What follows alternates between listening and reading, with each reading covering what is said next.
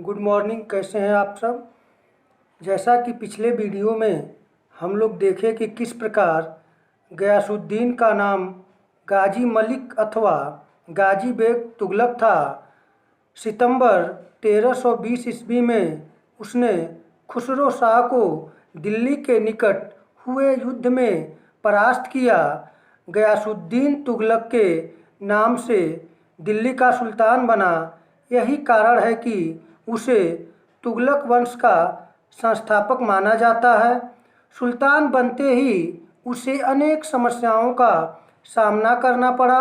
अनेक प्रांतों में जगह जगह विद्रोह हो रहे थे। शाही खजाना रिक्त हो चुका था। उसने समस्याओं का धैर्यता से सामना किया। उसने उदार तथा कठोर दोनों नीतियों का अनुसरण कर तत्कालीन सरदारों और नागरिकों को संतुष्ट करने का प्रयास किया। वह 1325 ईस्वी तक सुल्तान पद पर रहा। अपने शासन काल में उसने कृषकों की भलाई के उद्देश्य से पूर्व की भांति पैदावार का 1/5 भाग लगान वसूल करना प्रारंभ किया तथा अकाल की स्थिति में भूमि कर को माफ़ करने की व्यवस्था की। यातायात एवं डाक व्यवस्था में सुधार किया। सरकारी कर्मचारियों के वेतन में वृद्धि की। रिक्त शाही खजाने को भरा। लगान अधिकारियों को अनेक सुविधाएं प्रदान की। इसके साथ ही अपने साम्राज्य की सीमाओं में विस्तार किया। उसने उत्तर भारत के साथ ही दक्षिण भारत को भी अपने साम्राज्य में सम्मिलित कर लिया। जब वह अपने अंतिम सैनिक अभियान में बंगाल विद्रोह का दमन कर दिल्ली वापस आ रहा था, तब वह दिल्ली के निकट अफगानपुर नामक स्थान पर एक लकड़ी निर्मित महल में आयोजित समारोह में सम्मिलित हुआ।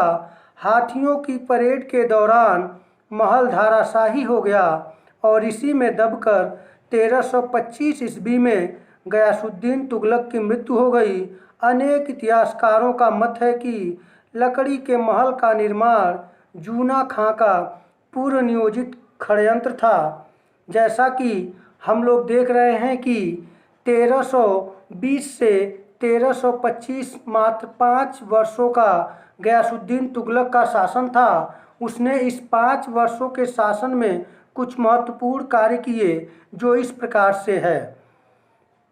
उसने लगान निश्चित करने में बटाई का प्रयोग फिर से प्रारंभ कर दिया। ऋणों की वसूली को बंद करवा दिया। भू राजस्व की दर को 1/3 किया, जो कि अलाउद्दीन के समय में 1/2 था, तथा सिंचाई के लिए नहरों का निर्माण करवाया। अलाउद्दीन की कठोर नीति के विपरीत गयासुद्दीन ने उदारता की नीति अपनाई, जिसे बर्नी ने रस्मे मियान अथवा मध्यपंथी कहा है। किसानों की स्थिति में सुधार करना और कृषि योग्य भूमि में वृद्धि करना उसने अपना 2 मुख्य लक्ष्य बनाए। अलाउद्दीन द्वारा लागू की गई भूमि लगान तथा मंडी संबंधी नीति के पक्ष में वह नहीं था। उसने मुकद्दम तथा खुतों को उनके पुराने अधिकार लौटा दिए। सिंचाई हेतु नहर निर्माण करने वाला दिल्ली सल्तनत का वह पहला सुल्तान था। उसकी डाक व्यवस्था श्रेष्ठ थी। अमीरों को पद देने में उसने वंशानुगत के साथ साथ योग्यता को भी आधार बनाए ताकि इजारेदारी को समाप्त किया जा सके। उसने अलाउद्दीन द्वारा चलाई गई डाक तथा चेहरा प्रथा को प्रभावशाली ढंग तथा उत्साह से लागू किया। 1323 ईस्वी में उसने शहजादे जूना खां, जिसे इतिहास में मोहम्मद बिन तुगलक के नाम से जाना जाता है, को दक्षिण भारत में सल्तनत के प्रभुत्व की पुनर्स्थापना के लिए भेजा। जौना खां ने वारंगल के काकतीय एवं मदुरा के पांड्य राज्यों को विजित कर उसे दिल्ली सल्तनत में शामिल किया। तेलंगाना का नाम सुल्तानपुर रखा गया।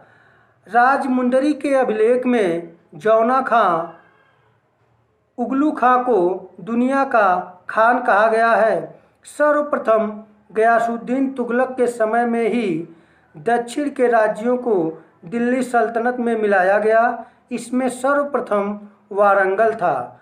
सुल्तान गयासुद्दीन का अंतिम सैन्य अभियान बंगाल की गड़बड़ी को समाप्त करना था, क्योंकि बलबन के लड़के बुगरा खां ने बंगाल को स्वतंत्र घोषित कर दिया था। निजामुद्दीन औलिया ने गयासुद्दीन के बारे में कहा था कि दिल्ली अभी बहुत दूर है। सुल्तान का निजामुद्दीन औलिया से मनमुटाव हो गया था। स्वागत समारोह के लिए निर्मित लकड़ी के भवन तुगलकाबाद के समीप अफगानपुर गांव के निकट गिरने से फरवरी-मार्च 1325 ईस्वी में उसकी मृत्यु हो गई।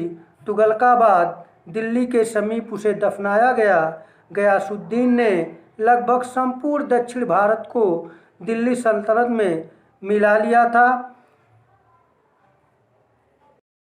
अब आज की वीडियो में इतना ही। अगले वीडियो में हम लोग मोहम्मद बिन तुगलक के विषय में पढ़ेंगे।